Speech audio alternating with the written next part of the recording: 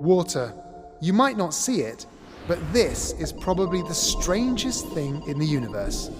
Here's why. Every molecule of water on the Earth, and inside you or any other living thing, has existed for billions of years. After it came to Earth, that water has been cycling through rocks, air, animals, plants, and back again. Each molecule has been on an incredible voyage before coming to you. At some point, the water inside you would have been inside dinosaurs, bacteria, the oceans, storm clouds, the polar ice caps, and much more. All of the water on Earth is alien. They might be a familiar part of our world, but our oceans formed hundreds of millions of years after our planet took shape. The water arrived on asteroids and comets from space, objects from the edge of our solar system. They were leftovers of the vast clouds of dust and rocks that didn't quite make it into planets. This is the origin of all the water you can see on the Earth. Water doesn't follow the normal rules of chemistry. For a start, it shouldn't really be a liquid on our planet. A water molecule is made from two very light atoms, hydrogen and oxygen. And at the temperatures and pressures on the surface of the Earth, the rules of chemistry say that water should be a gas. And unlike any other chemical, when water freezes, it expands. And so ice floats on water. Now, you see this every day, but take a moment to think about how weird that is.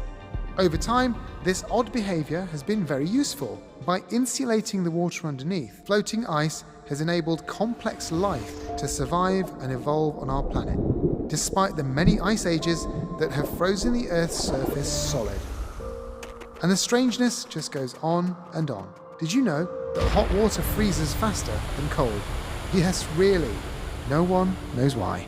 Water molecules can flow upwards against the force of gravity. That's because they love to stick to each other. They're so good at it that they can actually pull each other up through tiny channels, such as the tiny blood vessels in your body.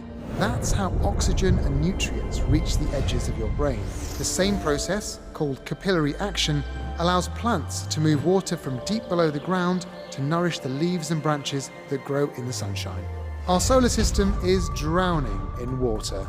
Once upon a time, we thought that we were alone on Earth with so much water. But in fact, it's the second most common molecule in the universe. We now know there's water on the Moon, on Mars, Pluto. In fact, there's H2O on almost every object in our solar system. And where there's water, there could be life. So pour yourself a glass of water now and take a good look at this colourless, featureless, and tasteless material. It's actually remarkable.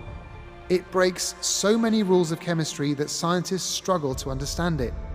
But without its rebel behavior, none of us, nor our world, would exist. You're only here watching this video because water is so strange.